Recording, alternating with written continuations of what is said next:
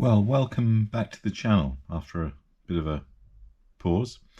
And today the book I want to talk to you about is Dominique by Eugène Fromentin. Here it is. And it's the last in a series of novels, which we could call le roman personnel, or in English, the novel of self-disclosure. In German, you probably categorize it as a Bildungsroman, so a type of novel that reveals the process of growing up. But here it's growing up emotionally. It's the last. It was published in 1862, and it was Fromentin's only novel. He's probably better known as an artist. Sainte-Beuve said he was serving two masters, painting and literature.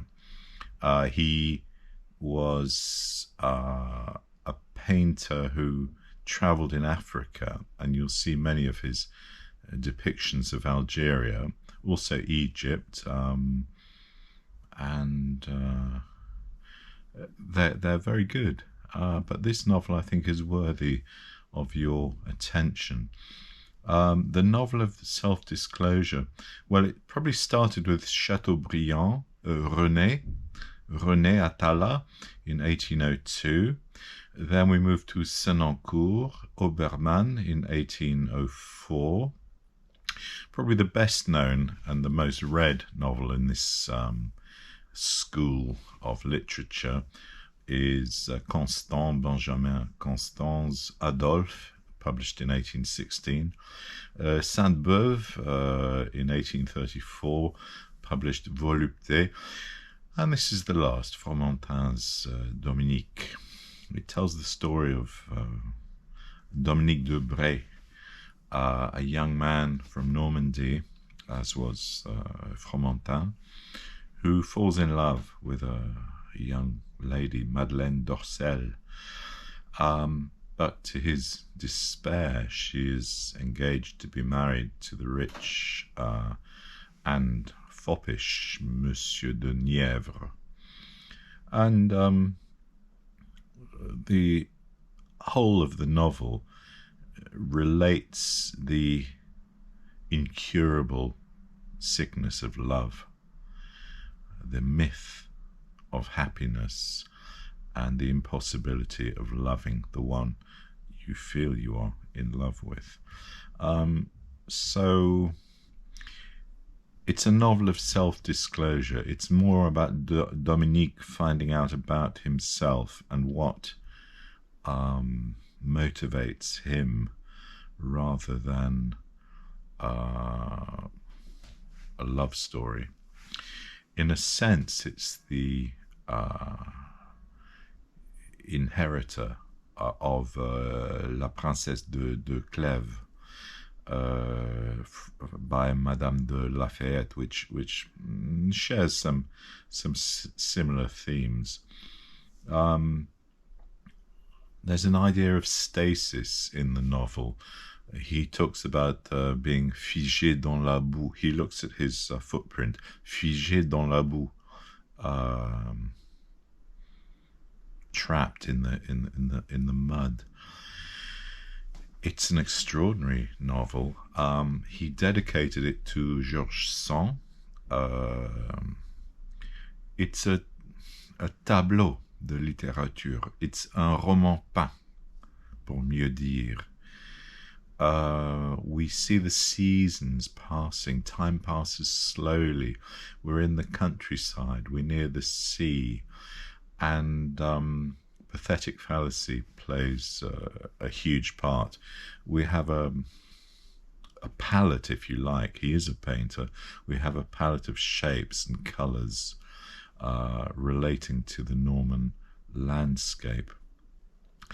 Fromentin himself was born in Saint-Malo and died there at the early age of 55.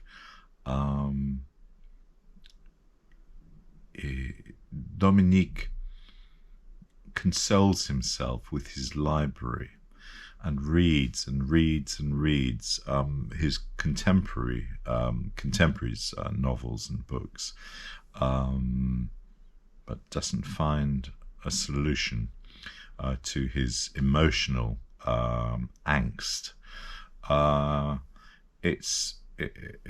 think it's a wonderful novel. It's short. It's not. Let's just see. I'll just check for you. It's about 200 pages in length, and if that, and rewards dedication.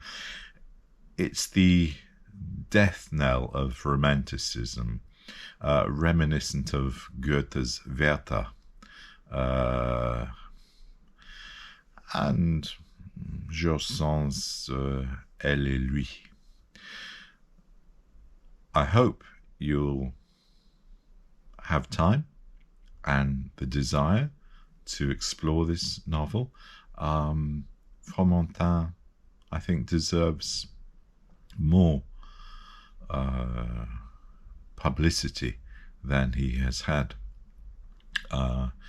He's certainly not renowned as a novelist, probably more as an artist, a painter. But if you read this novel, I think you'll realize the obsession of love. He has love which cannot be requited. It cannot be met. And he's aware of that.